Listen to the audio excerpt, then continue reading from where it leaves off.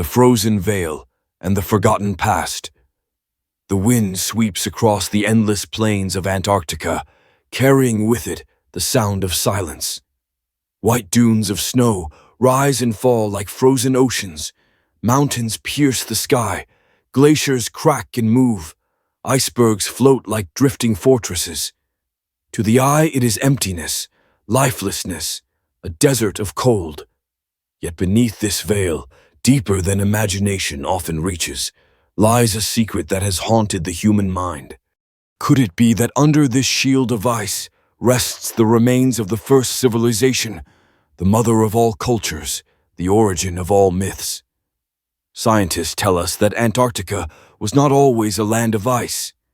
Millions of years ago, it was green, covered in forests, rivers flowed, animals roamed, even dinosaurs once walked there.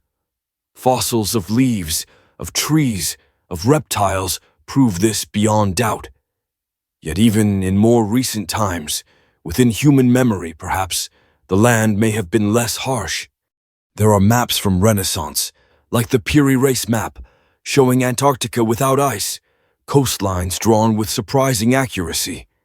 Some argue it is coincidence, others claim it is memory passed from forgotten age. Could explorers of antiquity have seen Antarctica free of its frozen prison?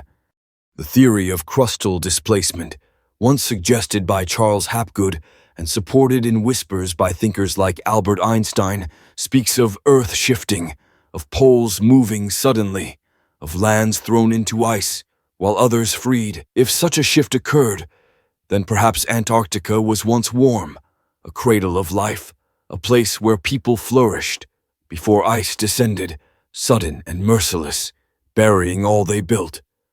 Imagine a people far older than Sumer, far older than Egypt. Imagine their cities standing on green valleys of Antarctica, aligned with stars, built with stone that could withstand centuries. Temples rose, libraries filled with scrolls, observatories watched heavens. They studied cycles, they measured skies, they mapped world. Then the shift came, the climate turned, ice advanced, snow fell year after year, their world buried. Survivors fled north, carrying fragments of knowledge, seeding new civilizations. This is the hypothesis whispered in books of forbidden history, in stories told by dreamers, in myths carried across cultures. Myths indeed are many. Plato spoke of Atlantis, a great land destroyed by flood, sinking into sea. But what if Atlantis was not only island in Atlantic? What if it was memory of southern land, buried not by water, but by ice? Myths of South American peoples tell of gods who came from frozen south, tall, bearded, bringing knowledge of stars, of farming, of law. In Egypt, Thoth was said to come from primeval land, bringing wisdom of writing and measure. In Mesopotamia, Oonnes rose from sea, teaching crafts and order.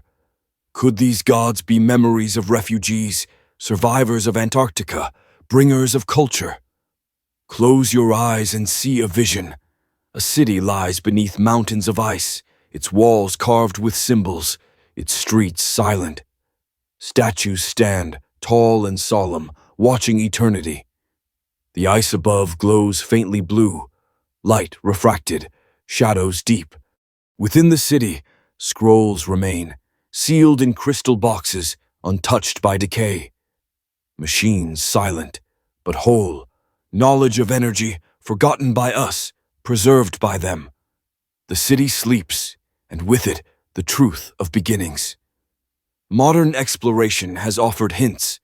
Radar scans beneath ice reveal mountains, valleys, rivers frozen. Some shapes appear geometric, pyramidal, unnatural. Are they tricks of nature, or are they structures, aligned, deliberate? Some expeditions claim to have seen entrances, caverns, tunnels. Whispers circulate of discoveries hushed, of military secrecy, of silence imposed. Antarctica is guarded, access restricted. Treaties signed by nations, forbidding colonization, limiting exploration. Why such secrecy? Why such unity among powers unless something lies beneath worth concealing? As you drift deeper into thought, imagine ancient ships sailing from Antarctica as ice descended. Survivors reached shores of South America, teaching Incas farming of potatoes, shaping Nazca lines as maps of sky. Others reached Africa, teaching Egyptians geometry, raising pyramids echoing temples left behind. Others reached Mesopotamia, teaching Sumerians to write, to measure, to build. Thus history begins suddenly, civilizations rising fully formed, as if seeded. Perhaps they were seeded by survivors carrying fragments of Antarctic wisdom. The idea reshapes history. No longer is Sumer first. No longer is Egypt the dawn. No longer is Mesopotamia the cradle. Instead, cradle lies south, beneath ice, unseen. From there, knowledge radiated. From there, myths spread. From there, gods came. And ice ensured silence, so that history we know is only half, the other half hidden. The silence of Antarctica becomes more profound with such thought. The winds no longer sound empty, but protective. The snow no longer seems lifeless, but guarding. The ice no longer appears barren, but sacred. It is as if Earth itself preserves memory, concealing until time is right, hiding until we are ready. In myths of Tibet, of Hindus, of Mayan, there is always a land hidden, a land of gods, a land of beginnings. Shambhala, Patala, Aztlan, always out of reach, always mysterious, always southern or northern. Could Antarctica be one of these lands, real, yet hidden? Could it be Shambhala beneath ice, Atlantis misremembered, Aztlan misplaced? Myths are mirrors, distorted yet true, reflecting light of something real. So part 1 closes with vision of Antarctica, not as wasteland, but as cradle. Beneath ice thicker than mountains, beneath snow older than civilizations, may rest the first city, the first temple, the first library. The ice is veil, but also protection, preserving what would otherwise be gone. Perhaps one day it will melt. Perhaps one day it will be revealed. Perhaps one day truth will emerge. Until then, we dream, we imagine, we listen to silence, and we wonder if the first civilization of Earth sleeps in frozen south. Ancient maps, scientific clues, and the hints of a forgotten world. The mystery of Antarctica deepens not only through myth, but through evidence, fragments scattered through history and science. Maps drawn centuries ago, before Antarctica was officially discovered, depict coastlines strangely accurate. Scientists with radar and satellites find shapes beneath ice, mountains aligned, valleys carved, rivers flowing long ago. Fossils whisper of forests, of warmth, of possibility. Together these hints form a picture, faint yet persistent, suggesting that the land we call frozen desert may once have been something very different. The Piri Reis map of 1513 is among the most famous clues. Drawn by Ottoman Admiral Piri Reis using sources he claimed were ancient, it shows South America with surprising accuracy, but also outlines a southern land, coastline clear, free of ice. Scholars debate endlessly. Some say it is simply imagination. Some say it is error. Others say it is memory of earlier maps, preserved from civilizations long forgotten. If indeed it shows Antarctica ice-free, then it must be drawn from knowledge far older than Renaissance, knowledge dating to thousands of years before explorers sailed. Other maps follow. The Orontius Phineas map of 1501, showing Antarctic continent with rivers and mountains. The Bwachashi map of 1737, suggesting Antarctica split into islands, as it would appear without ice. Each of these maps raises questions. How could men of centuries ago know coastlines buried beneath ice? Coastlines confirmed only by modern radar. How could they depict rivers that once flowed, Mountains that once stood bare, unless they carried memory from ancient seafarers, unless they preserved knowledge from time when land was warm, when civilization flourished. Science itself gives quiet confirmation. Ice cores drilled in Antarctica reveal layers, snow compacted through ages. They show sudden changes, times when climate shifted drastically. Millions of years ago, Antarctica was forest, trees tall, ferns vast, animals roaming. More recently, within last 100,000 years, parts of land may have been ice-free. Enough for human presence, enough for culture, enough for beginnings. Radar surveys by modern explorers show mountains beneath ice, valleys hidden, rivers frozen. In some regions, shapes appear geometric, suspiciously regular. Some resemble pyramids, rising sharp, aligned. Scientists say they are natural, yet imagination wonders. Could they be monuments, peaks carved by hand, aligned to stars, now buried? Pictures circulate of pyramid-like mountains in Ellsworth Range, debated endlessly. Natural or artificial, no answer satisfies all. Legends of Maami maps and mountains combine. Some claim survivors of ancient civilization fled, carrying maps of homeland. Those maps passed through Egyptians, through Greeks, through Arabs, finally reached Renaissance. Thus the Piri race map is not invention, but inheritance. If so, then Antarctica holds not only ruins, but origin of maps themselves. First cartographers, first astronomers. Fossils found in Antarctica add weight. Leaves of tropical plants, bones of reptiles, traces of pollen. In 2008, remains of rainforest discovered beneath ice, roots and soil preserved. These are millions of years old, yet they prove land was once fertile. If nature could flourish, why not people? Could early humans or another race have lived there, building in warmth before catastrophe? The theory of crustal displacement suggests sudden shift of Earth's outer shell. Lands once near equator moved to poles, freezing instantly. If true, then Antarctica may have shifted from fertile to frozen in moment, burying civilization alive. Survivors fled north, carrying memories. Myths of sudden flood, sudden darkness, sudden destruction may echo this event. Close your eyes now. Picture a hall of maps, ancient scrolls laid upon wooden tables. Cartographers trace coastlines, stars above guide them, ships sail seas unknown. Among their charts lies one map of southern land, green, fertile, dotted with cities. The map is copied, passed, preserved, until centuries later, it reaches hands of Piri Reis, yet its origin is older, from seafarers who knew world before ice, from civilization erased, but not forgotten. Imagine scientists drilling ice, pulling cores, reading layers. Each line tells story. Snow of one year, ash of one volcano, dust of one desert storm. Suddenly, they find layer of warmth, pollen of trees, soil of forest.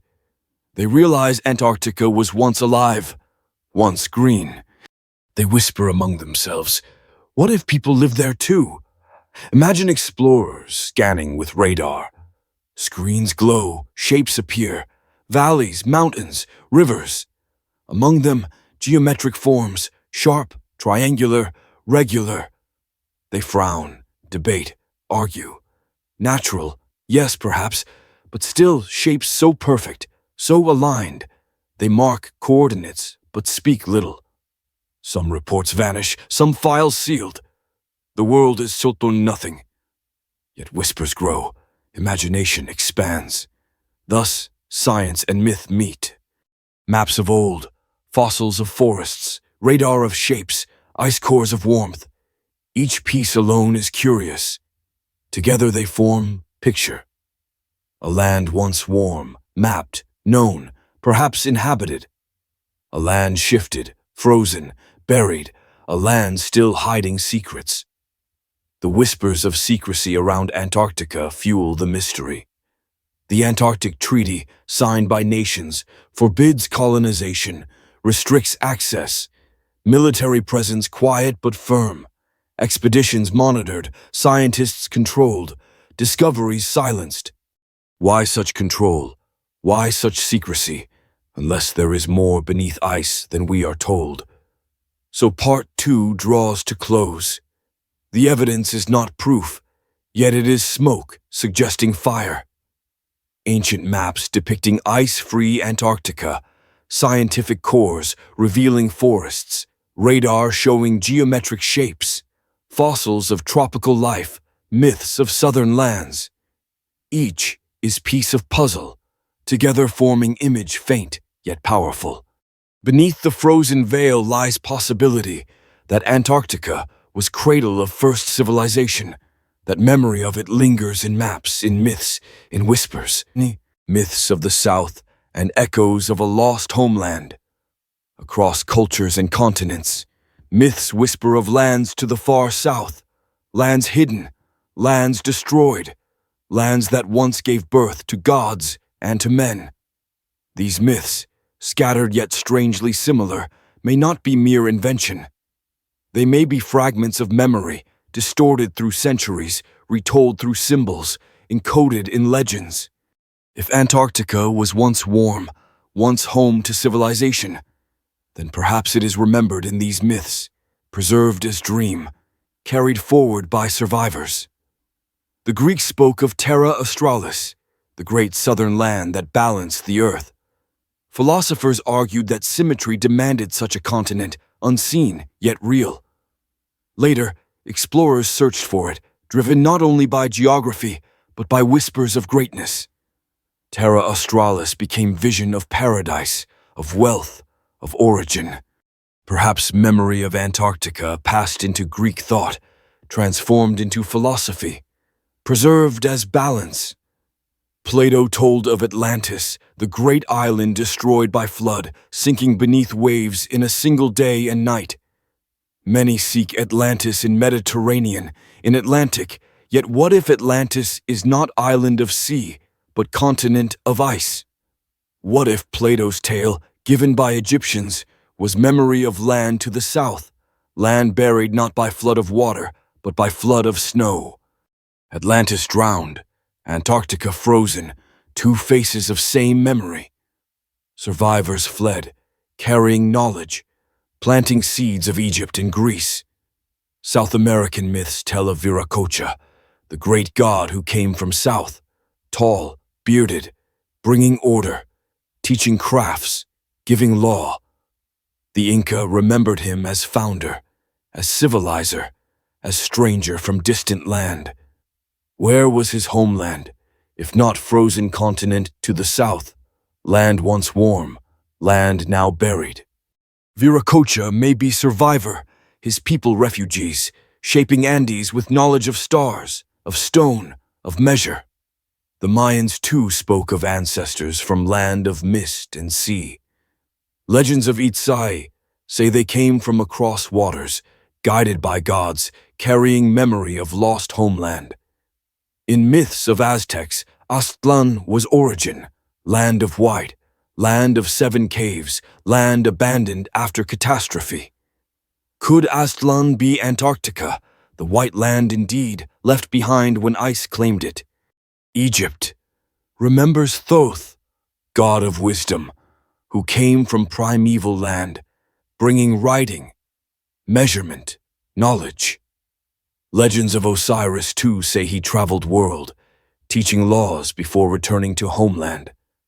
Perhaps homeland was south, perhaps memory of Antarctic refuge. Sphinx and pyramids aligned to stars as if echo of temples once built in other land. Mesopotamia tells of Oane, who rose from sea, half man, half fish, bringing crafts and wisdom. He too came from beyond, from unknown land, teaching Sumerians' order of civilization. Could he be refugee of Antarctic fall, mythologized into figure of sea, for he came across waters, bringing knowledge of drowned homeland? Polynesian legends speak of Hawaii, homeland far across ocean, lost, sacred, remembered. Maori speak of white land of ancestors, far to south, unreachable now. Could these also be memory of Antarctica, carried by voyagers across Pacific, remembered as homeland before ice? In Hindu texts, there is Patala, land beneath, land of serpents, land of wisdom, hidden from men. In Tibetan lore, Shambhala, hidden kingdom of light, unreachable except to pure. In all, there is theme of hidden land, source of wisdom, lost to ordinary eyes. Antarctica, hidden by ice, fits the pattern, land both real and concealed, cradle and tomb. Close your eyes and see survivors leaving Antarctic shores. Ice descends, seas rise, ships set sail. They reach new lands, strange people, strange skies. They teach farming, building, law, stars. The locals remember them as gods, as teachers, as strangers. Over centuries, their story becomes myth. Their homeland becomes paradise lost. Their memory becomes sacred. Imagine Viracocha walking among Andes, teaching people to shape stones so vast that even now we marvel. Imagine Thoth standing in Egypt, showing men how to carve hieroglyphs, how to measure stars, how to align temples. Imagine Owens in Mesopotamia, emerging from sea, teaching laws of city, writing of clay. Each myth echoes the same pattern. Stranger arrives, brings knowledge, departs. Stranger's homeland forgotten, yet remembered in whispers. Myths of flood unite them all. From Sumer to Bible, from India to Maya, stories tell of deluge, of destruction, of survivors. Always there is world before, then catastrophe, then rebirth. Perhaps flood is not only water, but ice. Antarctica freezes, homeland lost, survivors scatter. The flood is memory of global change, catastrophe beyond control, cycle repeated. Even in medieval Europe, maps marked southern land with warnings. Some wrote of paradise, others of destruction, others of forbidden. The idea of land beyond, hidden, haunted imagination. Perhaps memory of Antarctica never vanished, but lived in rumor, in story, in dream. As we reflect, we see pattern. Myths across world, from Greece to Peru, from Egypt to Polynesia, from India to Tibet, all whisper of hidden land, southern, lost source of wisdom. Too many to dismiss, too similar to ignore. Perhaps all are fragments of same memory, distorted yet true, pointing south, pointing to Antarctica, cradle buried in ice. So part 3 closes with chorus of myths, voices from across world, telling of homeland forgotten. Whether named Atlantis, Viracocha, Thoth, Oannes, Aztlan, Shambhala, all point to origin, all echo Antarctica. Beneath ice, beneath silence, may sleep first civilization, remembered not in history, but in legend, eternal yet hidden, forbidden archaeology, and the silent dig beneath the ice. The story of Antarctica is not told only in myths and maps, but also in whispers of forbidden archaeology, in tales of expeditions that went further than they admitted, in rumors of discoveries concealed. Official science declares Antarctica lifeless, untouched by humans until recent centuries. Yet in shadows, reports circulate of artifacts found, of structures glimpsed, of ruins mapped then hidden. These whispers, though dismissed, persist, for they appeal to sense that history is incomplete, that something vast lies buried, waiting to be revealed. In the 20th century, explorers began to reach Antarctica in earnest. Shackleton, Scott, Amundsen, they fought ice and cold, seeking glory of poles. Yet beyond heroic struggle, there are accounts less known. Expeditions that reported mountains shaped like pyramids, caves deep beneath ice, lakes warm beneath glaciers.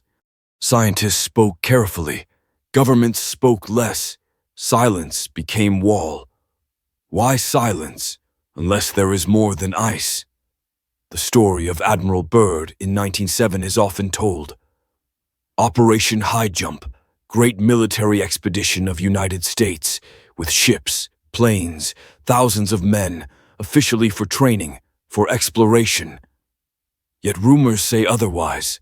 Some claim Byrd reported vast openings in ice, land warm, bases hidden. Some say he spoke of strange craft, lights moving faster than planes. His diary, disputed, describes lush land beyond pole, creatures unknown, civilizations unseen. True or false, it fuels belief that Antarctica hides more than snow. Whispers of Nazi expeditions in 1938 add fuel. Operation Schwabenland, ships sent south, aircraft surveying, flags planted. Some say they sought secret bases, some say they found caverns, some say they discovered ruins of older world. Stories persist of Base 211, hidden beneath ice, built upon foundations not theirs. Legends say Nazis searched for ancient technology, remnants of first civilization, to harness power. After war, some claim, the base remained, guarded, concealed. Scientists too have reported anomalies.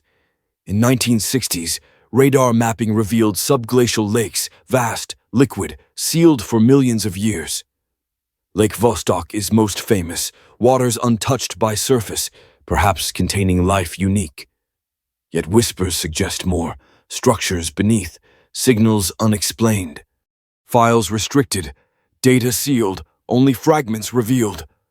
Why such secrecy, unless discoveries challenge history itself? Geologists drilling ice sometimes find odd fragments, stones out of place, shapes too regular, metallic traces. Official reports silence them, anomalies unfit for narrative. Yet such anomalies accumulate, each small, each dismissed, yet together suggest presence. Artifacts beneath ice, remnants of something human or something beyond human, older than accepted time. Close your eyes now and picture a team descending into cavern beneath ice. They lower lights, walls shimmer, frost gleams. At base, they find passage, carved, smooth, unlike natural rock. They step inside, air still, silence deep. They shine lamps and see symbols etched, spirals, stars, lines aligned. They whisper, could this be man-made? Could this be ruin of first builders? Their voices echo, then vanish as silence absorbs. Imagine scientists studying radar images, screens glowing, shapes emerging. A valley long, but walls too straight, corners too sharp. A mound tall, but sides perfect triangles, aligned to directions. They exchange glances, unease heavy. They file report, but it is sealed, hidden, forgotten. They know they have seen something not natural, yet cannot speak. Forbidden archaeology thrives in absence of answers. Books tell of lost civilizations, of ruins beneath seas, of anomalies ignored. Antarctica fits perfectly, land vast, hidden, unexplored. Too much ice to see, too much secrecy to know, too many anomalies to ignore. Thus imagination fills gap, builds story, suggests truth greater than admitted. Some claim artifacts already retrieved, metallic objects from ice, too advanced for time. Tools embedded in rock, out of place. Photographs leaked, showing walls beneath glaciers, entrances vast, machines silent. Most are dismissed as hoaxes, yet they persist, for hunger of mystery is strong, for possibility too great to let go. Governments guard Antarctica tightly. Treaty signed in 1959 forbids ownership, forbids colonization, restricts activity. Nations rarely agree so fully, yet here they do. Why such unity, unless something lies beneath worth hiding? Exploration limited, Tourists guided only along safe paths, scientists monitored. A continent frozen and sealed by silence. In esoteric traditions, Antarctica is sometimes named White Land of Secrets, gateway to hollow earth, entrance to realms hidden.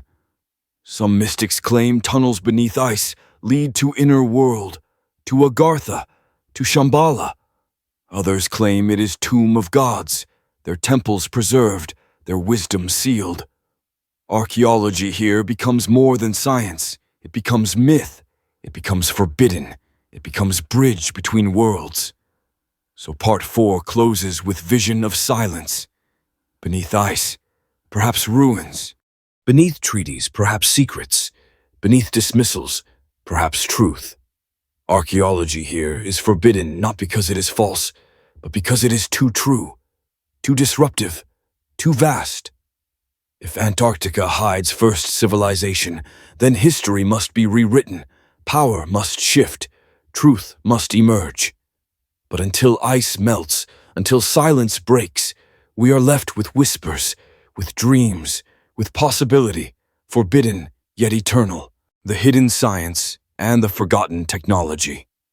If a civilization once thrived in Antarctica, then its legacy would not be only in stone, but in science, in knowledge, in technology. Civilizations are measured not by walls they built, but by ideas they carried, by mysteries they mastered, by ways they shaped world around them. The question rises, what knowledge might such a people have possessed? What powers might they have held? What technologies could they have known, lost to us, yet waiting beneath ice? Many ancient myths speak of gifts from gods, tools of wonder, weapons of light, vehicles of sky. If survivors of Antarctic civilization reached other lands, then perhaps their knowledge was remembered as magic, as divine, as impossible. Yet magic may be memory of science forgotten. Myth may be echo of technology lost.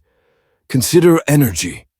Modern science struggles to harness clean power, yet myths speak of civilizations who mastered forces of earth and sky. The Ark of Covenant, said to glow, to kill, to speak with thunder, may be device, machine of ancient power.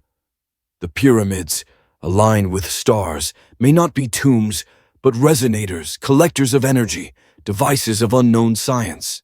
If Antarctic civilization mastered energy, then their ruins may still hum beneath ice, silent yet alive, machines sleeping, awaiting rediscovery. Consider astronomy. The builders of Stonehenge, of pyramids, of Mayan temples, aligned structures with solstices, equinoxes, stars. Such precision requires knowledge deep, inherited, not invented overnight. Survivors of Antarctic fall may have carried this astronomy, teaching to others.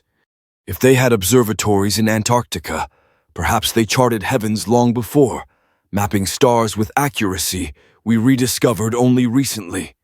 Consider navigation. The ancient maps that show Antarctica ice-free suggest cartography advanced, global in scale.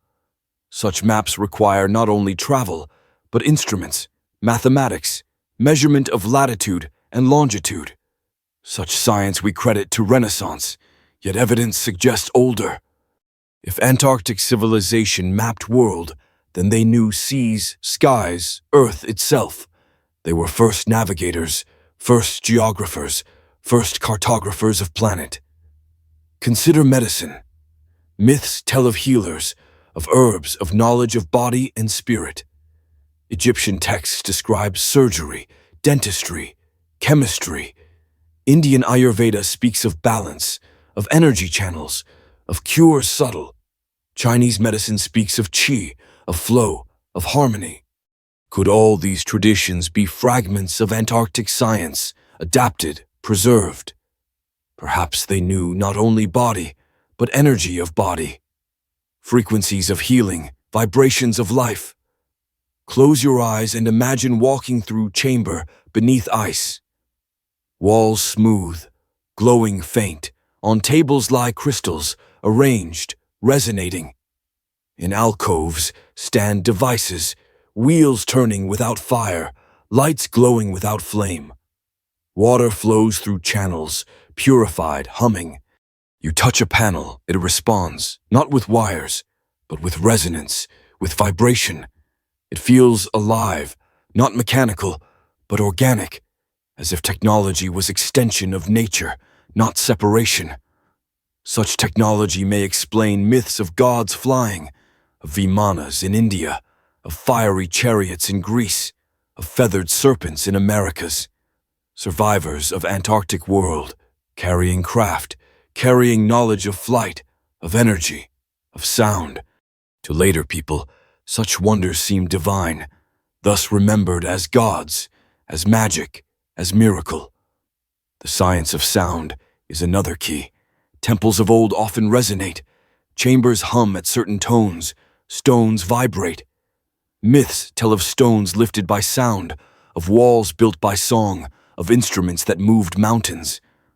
Perhaps Antarctic civilization mastered acoustics, using resonance to build, to heal, to connect. Their machines may not have been of metal, but of sound, of light, of frequency. Technology not mechanical, but harmonic, blending with earth. Consider memory itself, legends of crystal skulls, of objects storing knowledge. Perhaps Antarctic builders created archives of crystal, devices storing information in ways we cannot yet replicate. Under ice, such archives may sleep, untouched, ready to reveal history of world, science of stars, secrets of soul. Modern science hints at possibilities. We know quartz stores data, crystals vibrate with precision, resonance guides communication. We use silicon for memory, crystals for lasers, waves for healing. What we rediscover, perhaps they mastered. Beneath ice may lie libraries not of books, but of crystals humming softly, filled with light. Secrecy of Antarctica may reflect such treasures. If ruins contain technology, then discovery would change world. Energy free, healing vast, travel instant. Governments might fear collapse of control. Religions might fear loss of power. Economies might fear end of systems. Thus silence, thus treaties, thus secrecy. Imagine again explorers deep beneath ice. They find machines silent, but when touched, it glows. A hum fills chamber, air vibrates, hearts tremble. They realize this is not myth, not stone, but technology beyond ours. They panic, they conceal, they report, and truth vanishes into silence. Thus, Part 5 draws to close. The hidden science of Antarctic civilization remains dream, yet dream persistent. Myths of power, maps of precision, monuments of alignment, stories of gods, all echo knowledge beyond time. Whether machines or crystals, sound or stars, energy or healing, their legacy may still lie beneath frozen veil, waiting for hand, waiting for heart, waiting for world, ready to remember. The sacred land and the memory of the gods. Antarctica is not only imagined as a place of science or of technology, but also as a sacred land, a temple of earth itself, a place where heaven and earth once touched. In many traditions, the gods are said to come from distant realms, from lands hidden, from kingdoms of light and shadow. If Antarctica was once home to the first civilization, then perhaps it was also seat of the divine, the holy place where humanity first met the sacred, where myths of gods began. Myths of Greece tell of Hyperborea, a land beyond north wind, where sun never set, where people lived in peace, guided by Apollo. Though described as north, some scholars suggest it may mean land of eternal light, which could also be far south, a place where day and night merged in strange cycles, where sky shimmered, where auroras danced. Perhaps Antarctica, in ancient climate, was such land, a sacred place remembered as eternal. In Egyptian texts, the gods came from primeval land, Zep-Tepi, the first time. Thoth, Osiris, Isis, they arrived bringing wisdom, laws, balance. Their homeland was across waters, mysterious. Lost, could it have been Antarctica? Once warm, once alive, now buried. Egypt itself may be echo of sacred Antarctic temples, pyramids reflections of mountains, alignments copied from sky once charted in south. In Hindu traditions, there are tales of Patala, netherland of serpents, rich in wisdom, hidden beneath. There are also tales of Shambhala, radiant kingdom, where masters live, guiding humanity. Both are hidden, both unreachable by common men, both sacred. Antarctica, covered in veil of ice, sealed, hidden, fits such image, sacred land forbidden, guarded by Earth itself. Indigenous myths of South America speak of Viracocha, god from south, tall, radiant, bringing fire, teaching law, departing across waters. To them, he was not only teacher, but God.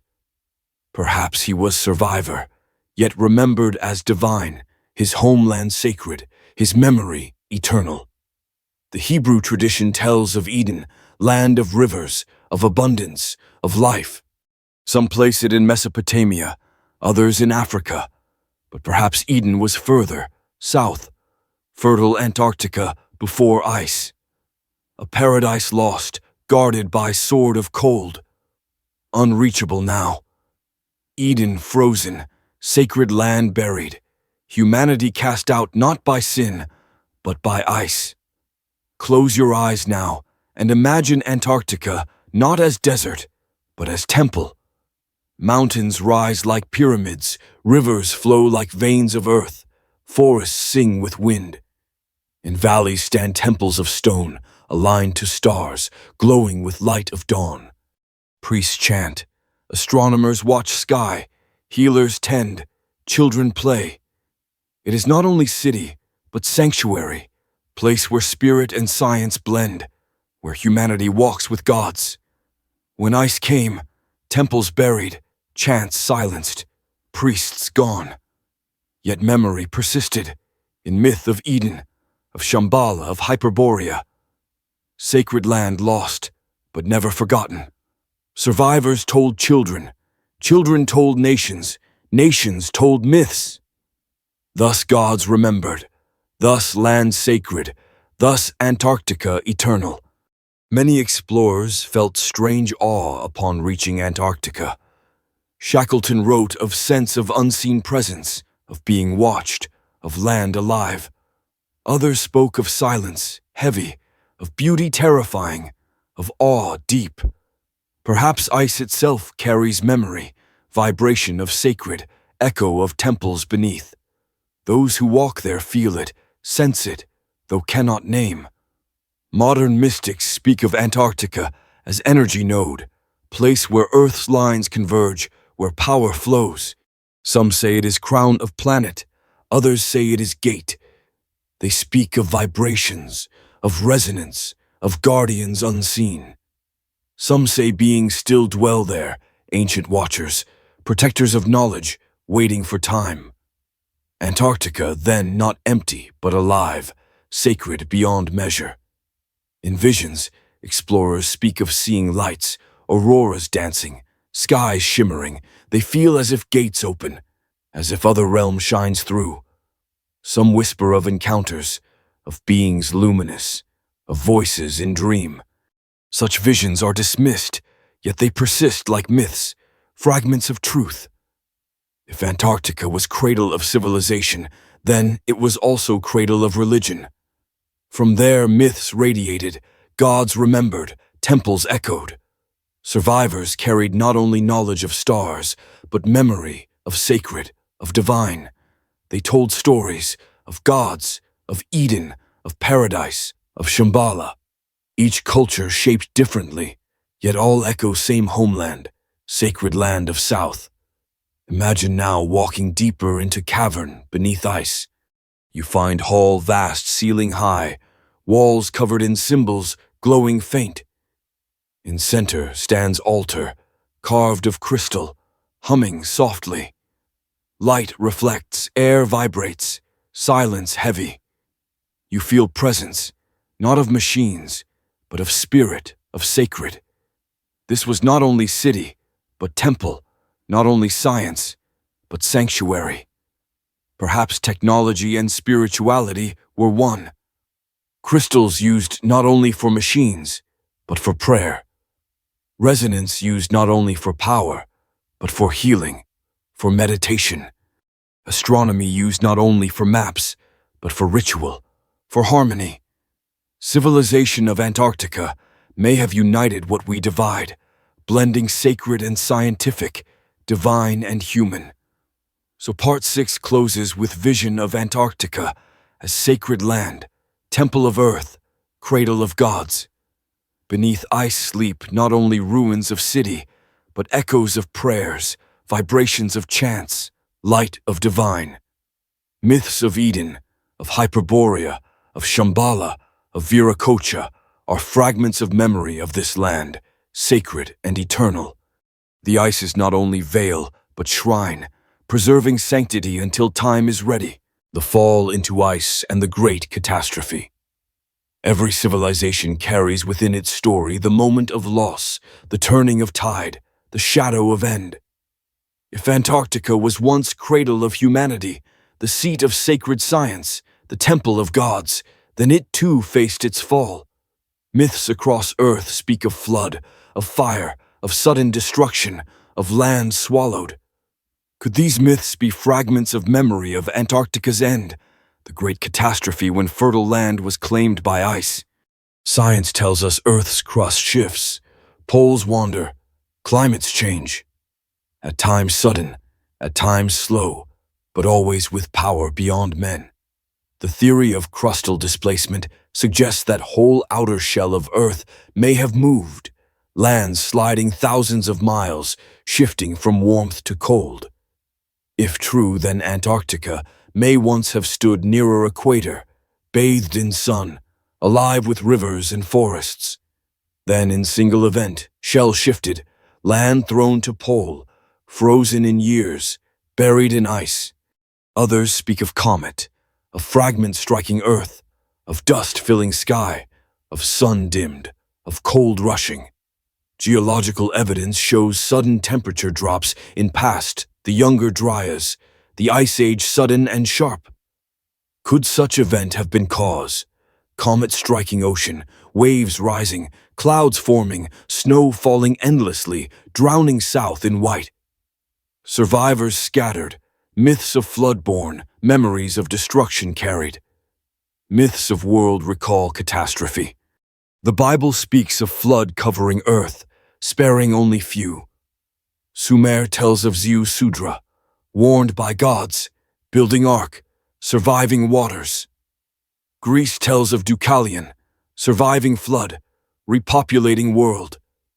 India tells of Manu, warned by fish, saving seeds of life. Everywhere, same story, land destroyed, few saved, world remade. Perhaps each myth is memory of Antarctic fall, retold across lands.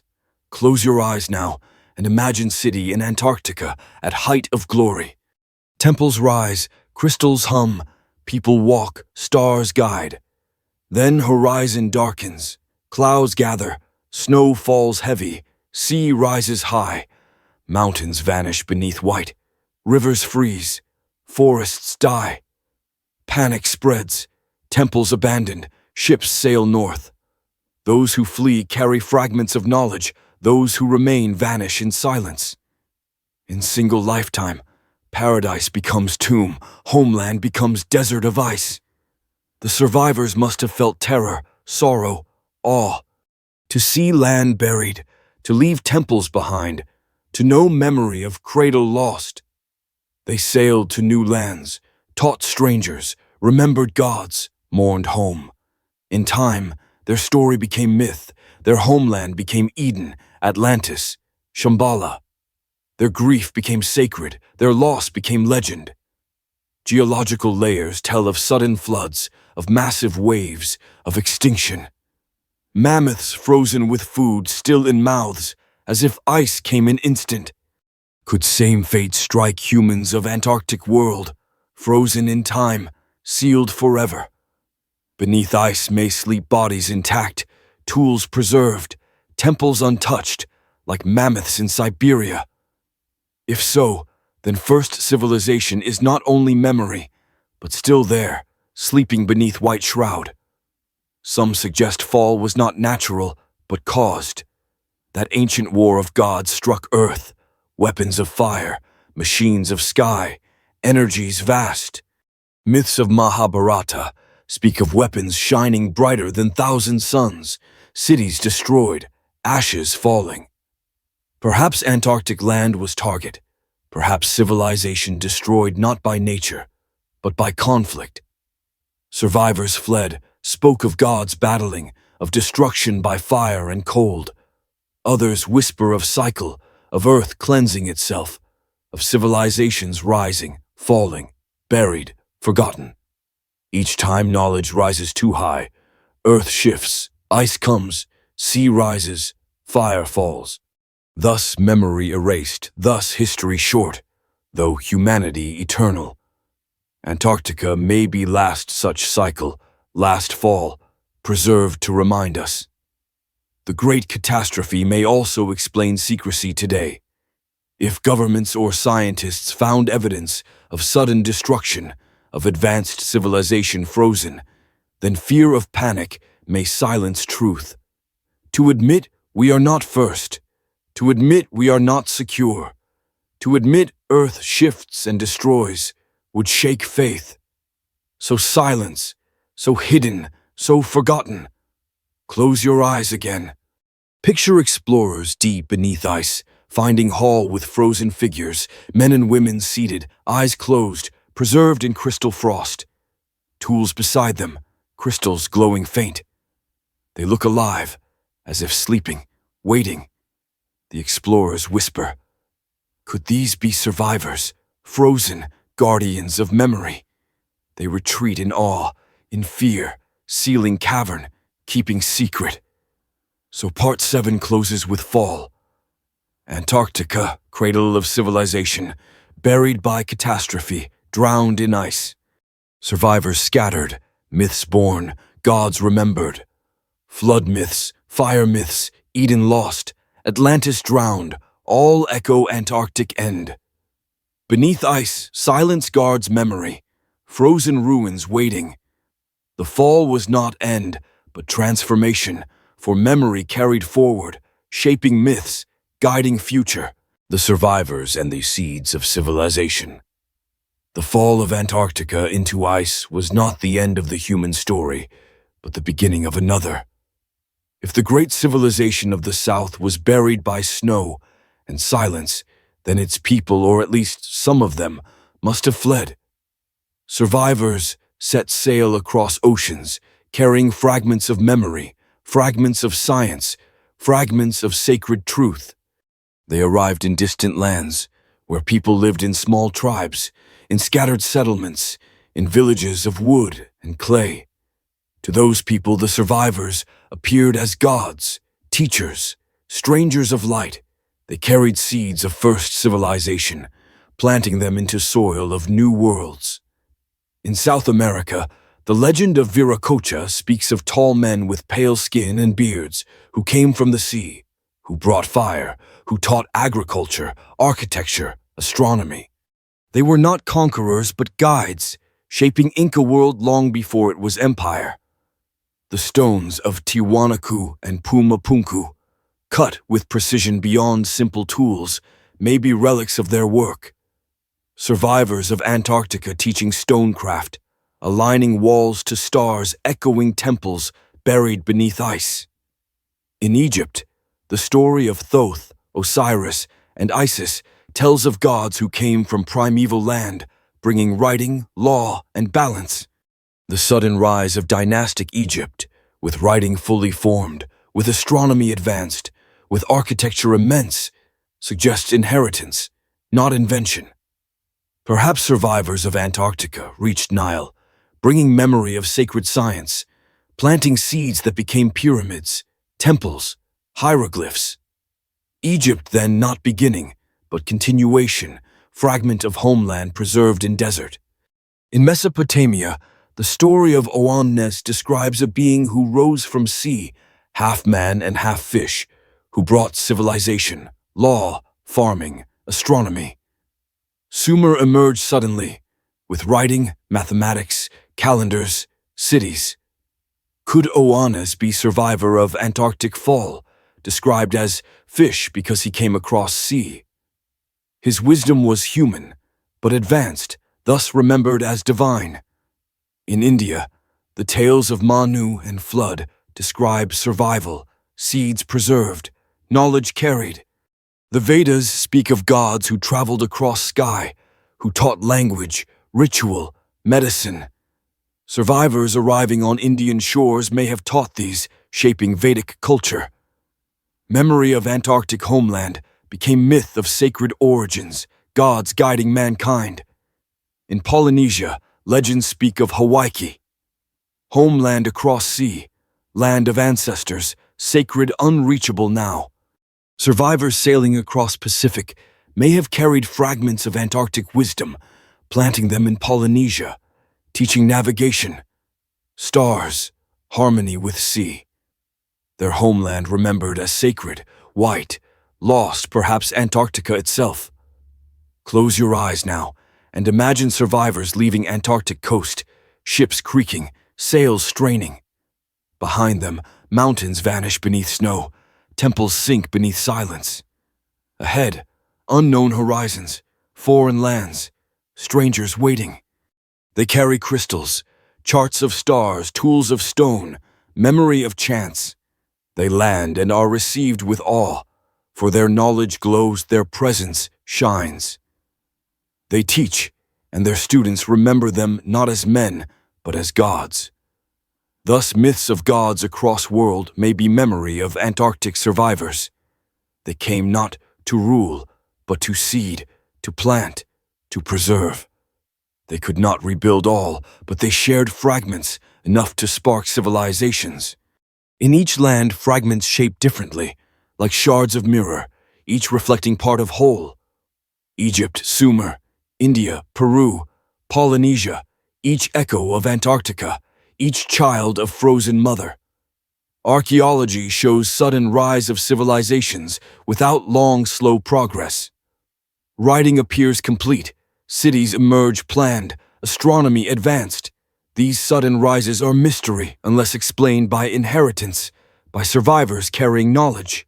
Antarctica may be missing chapter, explaining why civilization rose so suddenly in many places, why myths recall gods from distant land. Even architecture carries echoes.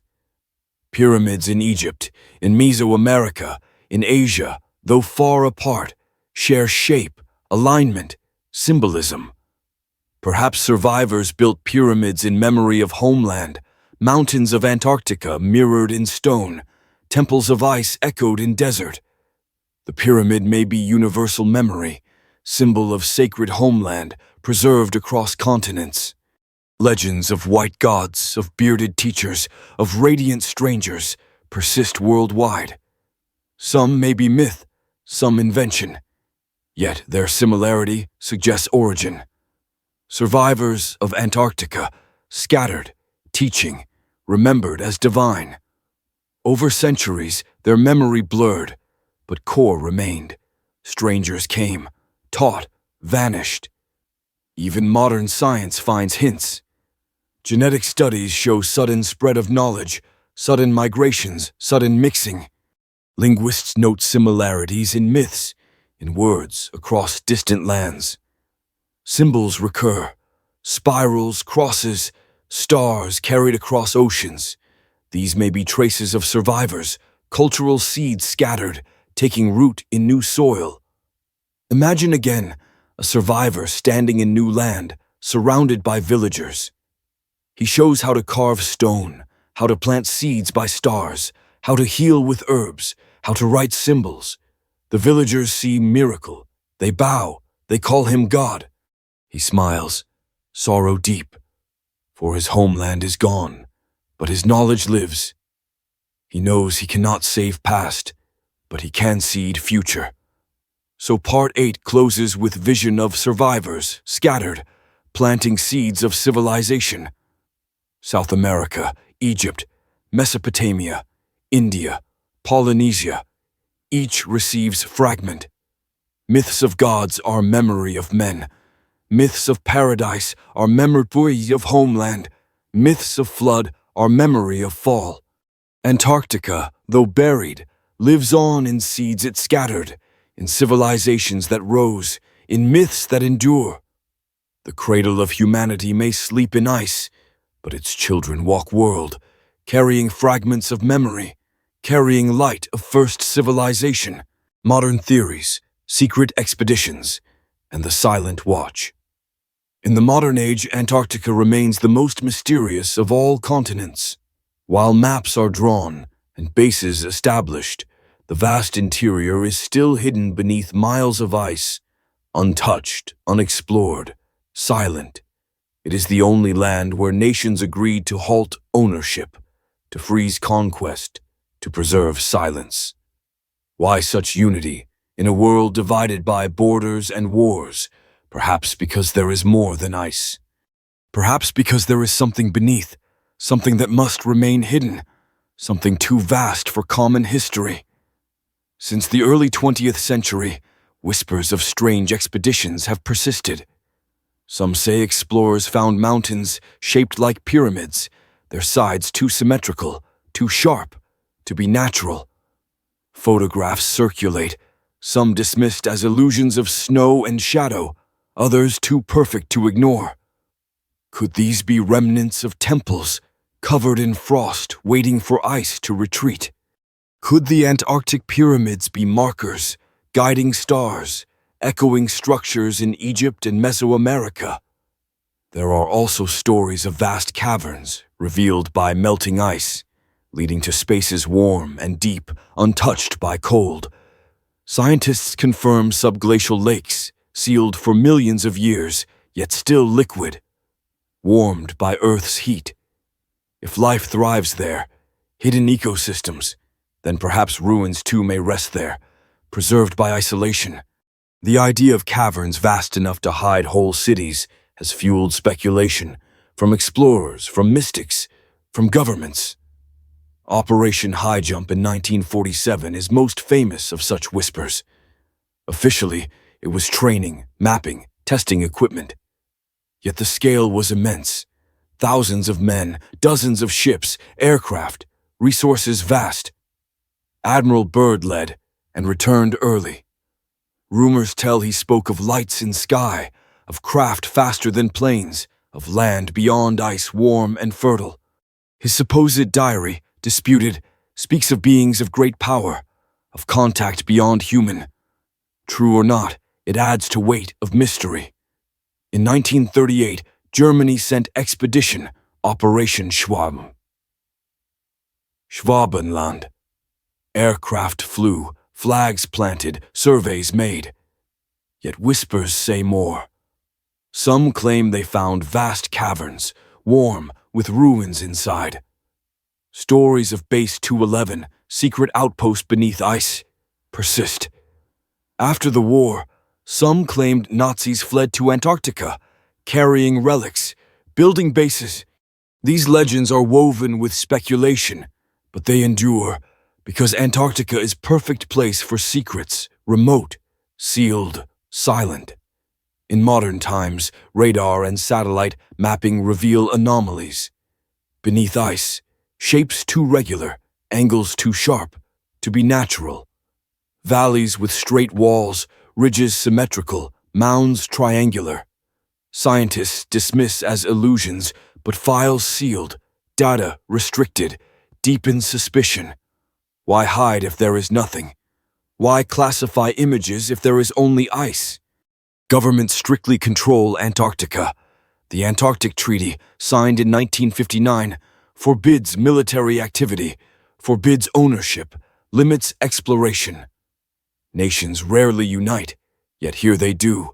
Some see this as sign, that Antarctica holds secrets too great, that powers agreed to silence. Expeditions monitored, tourists guided, scientists restricted.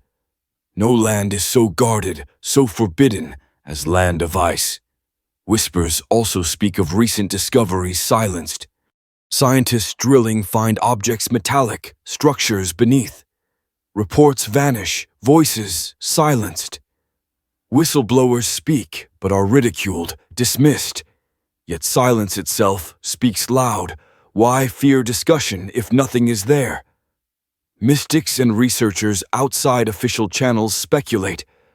Some say ruins lie intact, machines sleeping, waiting. Others say Antarctica is vault of knowledge, archive of first civilization, library of crystals sealed beneath. Some say it is gate to inner earth, entrance to Agartha, city of light hidden within. Others say it is tomb of gods, their temples frozen, their presence still guarding. Close your eyes now and picture modern expedition team. Scientists set camp, radar scans, images emerge. They see structure vast, triangular, beneath 2 miles of ice. They exchange glances, hearts racing. They know what it means, but files marked secret, data sealed, voices silenced. They return home, but memory remains, haunting, heavy. They cannot speak, yet they cannot forget. Perhaps secret discoveries already made. Perhaps governments know. Perhaps they guard, waiting. Perhaps beneath ice, halls entered, ruins mapped, artifacts taken. If so, then world we see is partial, history we know incomplete. Beneath treaties and silence, truth may already be in hands of few. The public only hears fragments. Pyramids glimpsed, anomalies mapped, rumors of bases, stories of lights in sky. Some believe, some laugh, some wait. Yet mystery persists, stronger than denial, deeper than ridicule. Antarctica remains forbidden, unexplored, hidden, and thus perfect for secrets. So Part 9 closes with silence of modern world. Expeditions vast, secrets whispered, anomalies seen, but truth sealed. Antarctica remains land of ice and land of mystery. Beneath surface, perhaps ruins, perhaps machines, perhaps archives, waiting. Nations guard, governments silence, scientists whisper. We outside are left with fragments, with questions, with dreams. And dream itself is powerful, for it keeps memory alive, keeps possibility open, keeps mystery eternal. When revelation comes, the world will tremble. Gently, if one day the veil of ice lifts, if one day the glaciers recede and reveal what lies hidden, humanity will face a moment unlike any before. The revelation of a lost civilization beneath Antarctica would not only be discovery of ruins, but rebirth of memory, awakening of truths long forgotten, reunion with ancestors we never knew. The event would ripple across every part of human life, touching science, history, faith, philosophy, and the very sense of who we are. First, history itself would transform. For centuries we have been taught that civilization began in Mesopotamia, in the valleys of the Tigris and Euphrates, in the fields of Sumer, with cuneiform and ziggurats. Egypt, with pyramids and hieroglyphs, is said to have risen later, followed by Indus Valley, by China, by Greece, by Rome. The story is linear, tidy, comforting. But if beneath Antarctic ice lie ruins of temples older, cities grander, sciences deeper, then the line breaks and history must bend. The cradle of civilization would no longer rest in deserts of east, but in frozen land of south, shifting map of memory forever. Archaeologists would stand in awe, their training shaken. To find advanced structures beneath ice would mean that history stretches back tens of thousands of years, perhaps more. The rise of humanity would be far older, the timeline far deeper. What we call prehistory, the long silence before writing, may instead be hidden history, recorded in stone, preserved in ice, waiting to be found. The story of human dawn would become story of human forgetting, our ignorance not from lack of existence, but from loss. Science would tremble as well. To accept ruins beneath Antarctica would mean accepting either sudden crustal shifts or advanced technology, or both. If the continent was once warm, thriving, then science of climate, geology, astronomy would be tested. If ruins are millions of years old, then humans existed earlier than believed. If ruins are tens of thousands, then history is longer than admitted. If technology within them surpasses ours, then science must face mystery of lost knowledge, rediscover secrets of energy, sound, resonance, healing. Religion would feel waves too. If Antarctic civilization existed, then myths of gods arriving from elsewhere might not be divine alone, but ancestral. Eden might not be mystical paradise, but Antarctic homeland before ice. Atlantis might not be allegory, but memory. Shambhala, Hyperborea, Mu, all echoes of frozen land. Faith would not die, but deepen, for myths would be seen not as illusions, but as memories of real places, real teachers, real ancestors. The divine would remain, but clothed in new understanding, as if humanity glimpsed face of gods and saw a reflection of itself. Philosophy would shift gently, like tide meeting shore. If humanity once rose higher, then fell, then rose again, what does it mean? Are we trapped in cycles, rising, falling, forgetting? Are we children of earth or children of stars? The ruins would ask questions without simple answers, questions that stir soul as much as mind. To be human would mean to belong not only to present, but to ancient continuum, to story older than ice, older than known. Governments would face burden of choice, to reveal truth or to conceal, to share ruins or to guard. The discovery of a lost civilization could destabilize power. New energy, new medicine, new philosophy could shatter economies, challenge religions, reshape nations.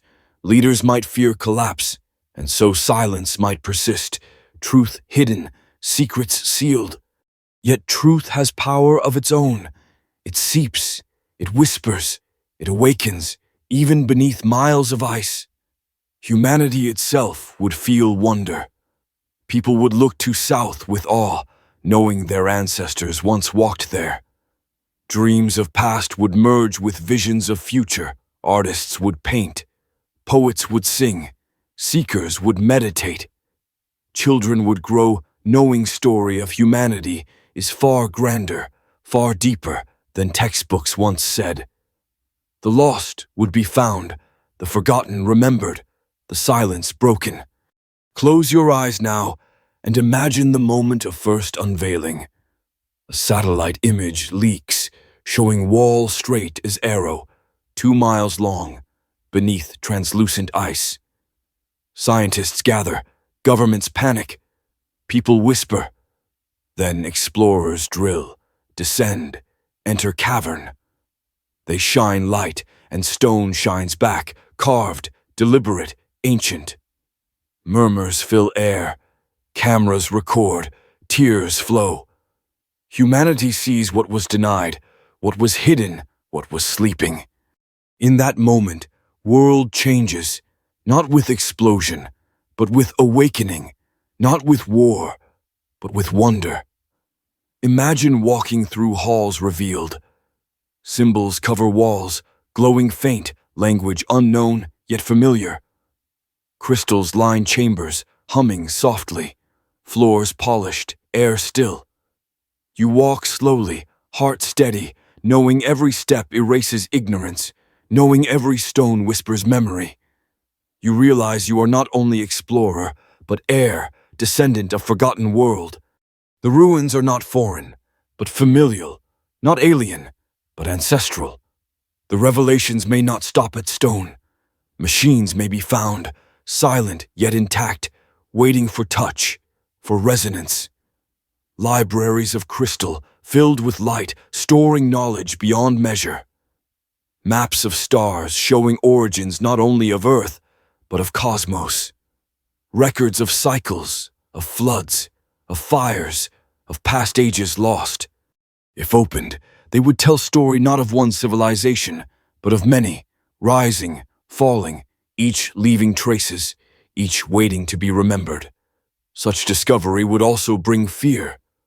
Some would cling to old stories, unwilling to change.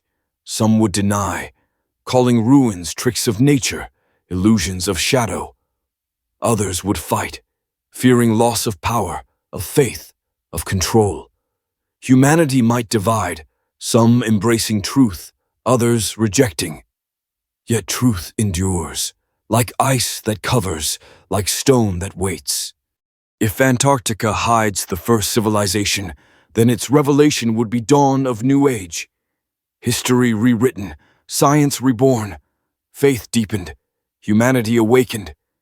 It would not end wars, not end greed, not end sorrow, but it would open door to memory, door to possibility. Through that door, humanity may walk, slowly, gently, toward greater understanding, toward harmony, toward future shaped by past rediscovered. So Part 10 closes, not with certainty, but with vision. The ice will one day melt, whether by nature or by time. Beneath it, truth waits. When revealed, it will not destroy, but awaken. Humanity will tremble, but gently, like child waking from long dream. The ruins will speak, the myths will sing, the ancestors will smile. And we, their children, will remember at last who we are, and who we may yet become. The long echo of revelation and the shaping of tomorrow. If the frozen veil of Antarctica were ever lifted, and the ruins of the first civilization revealed, the consequences would not end with the first moment of wonder. Revelation would echo across centuries, shaping humanity slowly, gently, like rivers carving valleys, like wind shaping dunes. What begins as shock would deepen into transformation, spreading through cultures, beliefs, and dreams, until the very identity of humankind reshaped itself around the rediscovered truth. At first, the impact would be immediate and loud. Headlines around the world, debates in halls of power, protests in streets, prayers in temples. Yet as months pass, noise would soften, and humanity would begin to weave discovery into daily life. The ruins would not only belong to scientists or governments, but to all people, for they would be heritage of Earth, heritage of humanity. Children in schools would grow learning that their story did not begin in simple villages of clay, but in temples of stone buried beneath Antarctic ice. They would hear that human beings are far older than once believed, that their ancestors reached stars with eyes and minds long before modern age. They would imagine themselves not as accidental sparks of progress, but as heirs of long continuum, carrying torch passed through millennia of silence. Such awareness would grow roots of dignity, roots of humility, roots of responsibility. Cultures around the world would feel validation of their myths. In South America, the legend of Viracocha would be seen not as invention, but as memory of teachers from South.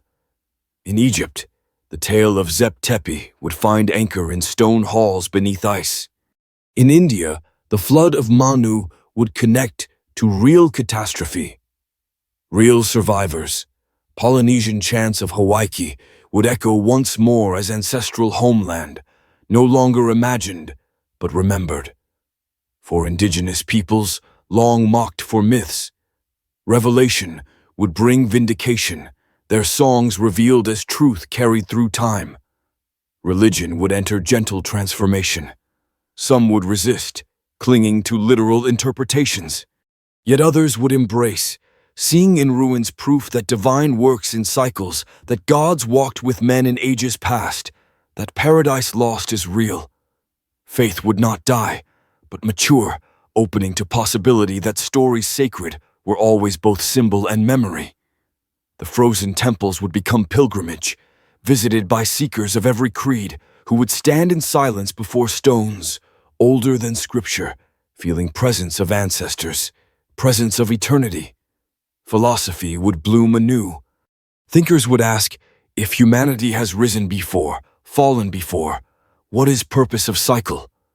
Is progress destined to repeat, or can it transcend? If memory of first civilization returns, can humanity learn from past mistakes, avoid arrogance, avoid imbalance, avoid fall? New ethics would emerge, shaped by awareness of fragility and resilience, humility and grandeur. To know we are not first would teach us to walk carefully, yet to dream boldly, guided by echoes of those who came before. Science would open gates long closed. Technologies hinted in ruins might inspire new energy, new medicine, new understanding of resonance, vibration, light. Researchers would spend lifetimes deciphering symbols, testing crystals, studying geometry. Some discoveries may remain beyond reach, but even fragments would revolutionize. Energy clean, healing profound, travel reimagined. Humanity would step forward, not by invention alone, but by remembrance. Art would flourish with renewed inspiration. Painters would capture shimmering temples beneath auroras. Poets would sing of frozen gods, of ancestors sleeping in crystal. Musicians would echo chants imagined from ruins. Writers would weave epics of past and future joined. Antarctica would become muse, sacred canvas of earth, inspiring generations with mystery and beauty. Global unity might grow, fragile yet possible. For first time, humanity would hold common origin, beyond nations, beyond tribes. Ruins of Antarctica would not belong to one people, but to all. If guarded well, they could serve as symbol of unity, teaching that beneath divisions, all humans share single ancestry, single cradle. Tensions may not vanish, but memory of shared past could soften edges, opening space for cooperation. Yet dangers would remain.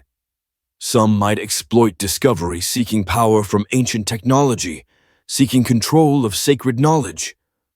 Conflicts might arise over access, over ownership. Governments might still hide, still silence, fearing collapse. Revelation alone cannot heal human weakness. It can only offer mirror, showing both greatness and folly, both potential and peril. Humanity must choose path, guided by memory of fall, mindful of cycles. Close your eyes now, and imagine century after discovery. Children no longer shocked by ruins, for they grow with them, they dream with them. Pilgrims travel south, standing in silent halls beneath ice, whispering prayers, singing songs. Scientists work patiently decoding, preserving, sharing.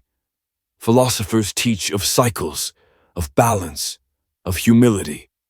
Humanity, though still imperfect, carries new awareness, new story, new hope. The ruins no longer mystery alone, but foundation of identity, foundation of future. Perhaps in time, humanity will rebuild what ancestors once held. Perhaps cities will rise, guided by resonance, harmony, light. Perhaps medicine will heal as once healed, energy will flow as once flowed, society will balance as once balanced. Or perhaps humanity will walk new path, different yet inspired, shaped by memory but not bound by it. The ruins will not dictate, but inspire, offering seeds which humans may plant in soil of tomorrow. So part 11 closes with vision of long echo. Revelation is not end, but beginning. Like a dawn after long night, It spreads slowly, gently, across the horizon of human life. It lights science, it warms faith, it deepens philosophy, it inspires art, it softens politics, it guides spirit. Antarctica, once silent, once hidden, becomes voice of Earth, reminding humanity of who it was and whispering of who it may yet become, the eternal whisper of ice and memory.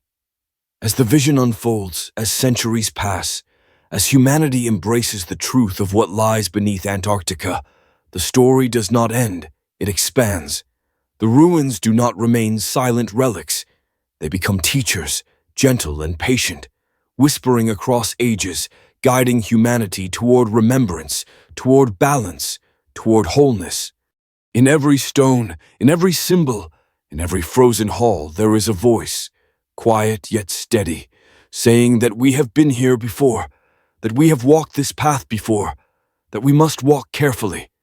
For the cycles of Earth are long, and the memory of time eternal.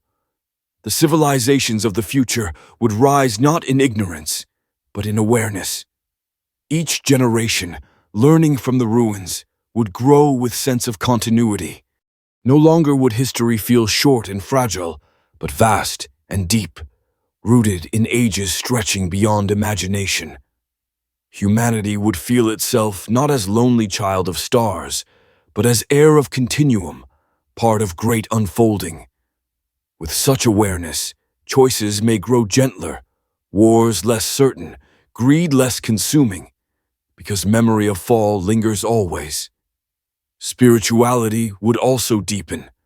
The frozen halls of Antarctica would become new axis mundi, a sacred center, not of one religion, but of all.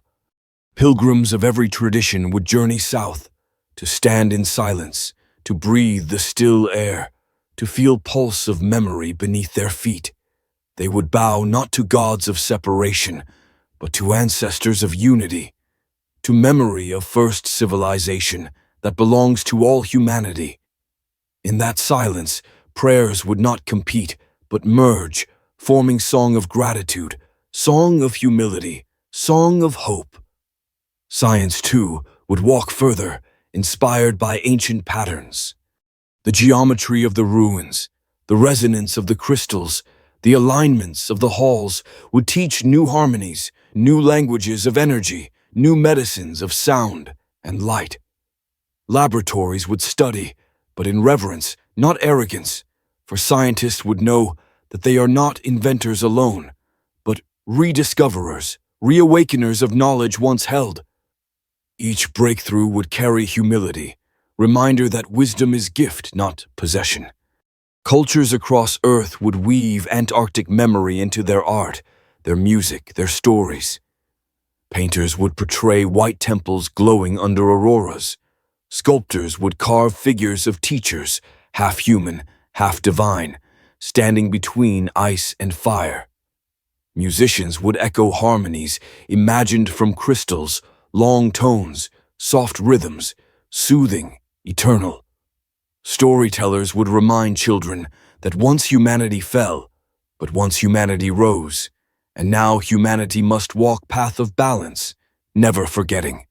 In politics, too, the ruins would serve as reminder. Nations might argue still, but Antarctic halls would remind leaders of unity, of shared origin, of fragile cycles. Perhaps summits would be held there, in frozen silence, where stone whispers humility. Leaders walking through ancient corridors might feel weight of history, realizing that power is fleeting, but memory eternal. Close your eyes now, and imagine walking in those halls yourself, centuries from now, when humanity has learned to preserve rather than exploit, to listen rather than conquer. The halls are lit with soft glow. Children laugh gently as they explore. Pilgrims meditate. Scientists study with reverence.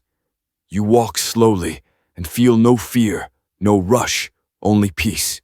You realize that humanity has finally remembered, that the ruins have done their work, that memory has shaped future gently.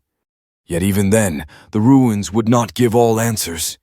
They would remain partly silent, partly veiled, for mystery is not flaw, but gift. To leave questions unanswered is to leave room for wonder, for humility, for journey. The ruins teach not only knowledge, but balance, reminding humanity that truth is vast and that awe is sacred. The ice itself would remain guardian, melting slowly, revealing more with time, never all at once. Each generation would discover anew, each generation would add layer, each generation would feel thrill of revelation. Thus mystery would endure, not as terror, but as companion, as gentle guide. The cycles of Earth may continue, ages rising, falling, perhaps even another veil of ice one day descending.